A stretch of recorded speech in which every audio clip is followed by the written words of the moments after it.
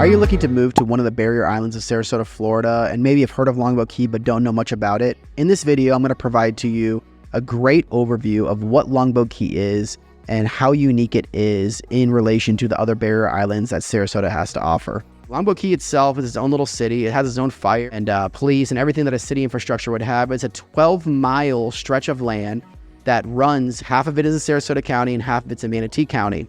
If you're going from downtown Sarasota, you would go up through Lido onto Longboat Key.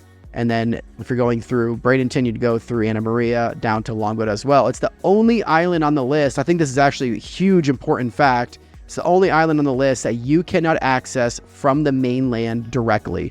So every single one of the other 6 islands, you can access it directly from the mainland. This allows Longboat Key to have a lot more quieter, reserved, desolate feel, and often it's deemed as one of the quietest, more removed islands in all of Sarasota County, and for a reason, obviously, for that reason. It is a large piece of land, being that it's 12 miles long. It encompasses about 8,000 residents. I know in season it spikes. It probably gets up to 12 to 15,000 people in season. Season right now, you'll see that tick up of people that are coming down that have vacation rentals or seasonal ownerships or whatever it may be. So those people will come down and they'll inhabit the island, but still feels very, very quiet in general compared to everywhere else here on the Gulf Coast. A couple of unique characteristics of the island is that there are 12 public beach accesses, but what I think is so cool about it is, and I even like to go up there with my family to access some of these beach accesses, they're very small beach accesses. These public lots are very small. There are 6 public parks. These parks offer everything that, like in Bayfront Park, you can walk along the bay there and you can look into the bayou, the mangroves. It's a wonderful little walk. They often offer ball courts, activity rooms, public restrooms, maybe some water. And some of these parks even give you beach access as well. So like Bayfront Park, I absolutely love to go there with my family. It's one of my favorite places. It's kind of a hidden spot. Please don't pass it on to friends. Just keep it for yourself. But Bayfront Park, you can walk along the sidewalk there. My kids love walking along the sidewalk there, along the bay, look for fish, look for turtles, look for, everything else. There's mangroves, there's wildlife, there's public restroom. There's actually a playground there. There's some ball courts. But then you just cross Gulf of Mexico Boulevard right there, Main Street. Basically a private public beach to yourself. There's hardly anyone there ever. There's no parking. You have to park at the park itself and walk across the street. And there's only so many spots. It's a wonderful spot to check out. But 6 public parks, 12 public beach accesses. Each beach access has limited parking, limited space, so it feels like you're basically on a private beach. This beach on Longboat Key is pristine. It's that powdery white sand. The bay side, on the east side of the island, it's going to be filled with some canal infrastructure for the single-family homes, dense mangrove. It's going to overlook a large part of the bay, so it's beautiful open bay views if you're looking for property. Longboat Key has 5 golf courses. Longboat Key Club on the island itself is probably the most premier exclusive club in the whole entire Gulf Coast of Florida.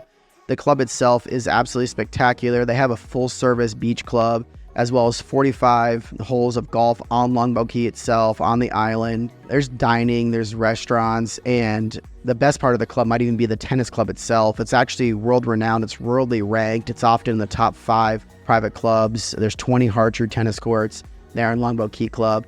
And even if you don't want to be a part of the club, there's, I believe, 64 public golf courses within a 20-mile radius of Longboat Key. If you could picture Longboat Key as a Midwestern suburb golf club community combined with a yacht club, combined with beachfront living and that island lifestyle, you take all 3 of those, like that culture, and you combine it into one, that's ultimately what you're going to get in Longboat Key. It's being that you can't access it from the mainland, it's a huge selling point. A lot of people love that. One of my favorite communities in Longboat Key is Bay Isles, the gated community. Bay Isles has its own beach club as well, and it has tons of amenities as any gated, private, exclusive community would have.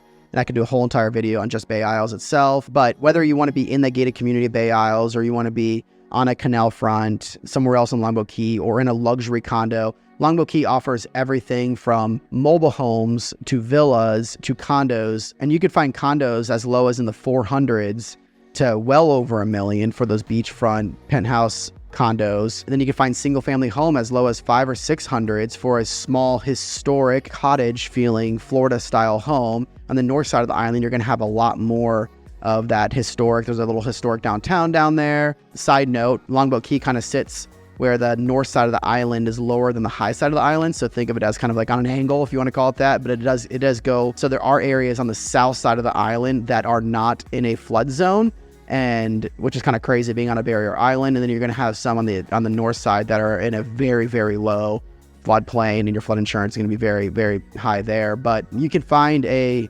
historic, home that need to be remodeled, maybe in the 500s-600s, and then you'll get absolutely spectacular beachfront estates at 10,000 to 20,000 square feet, up to $20 million.